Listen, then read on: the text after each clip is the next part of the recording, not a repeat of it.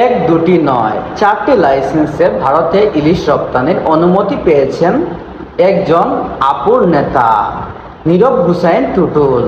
ইতিমধ্যে তার লাইসেন্সে কলকাতায় গেছে প্রায় 2000 কেজি ইলিশ।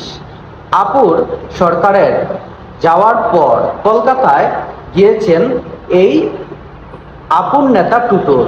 সেখানে বসেই নিয়ন্ত্রণ করছেন বরিশালের পোর্ট বোর্ডের ইলিশ মেকামের ব্যবসা।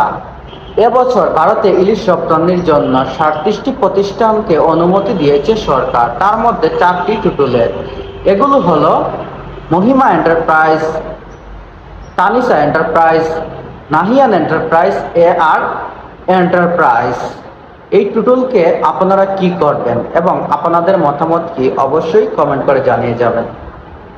দিন যার মুল্লুক তার, এটাই বাস্তব ভাই। যার হাতে লাঠি আছে সেই সব কিছু করতে পারে।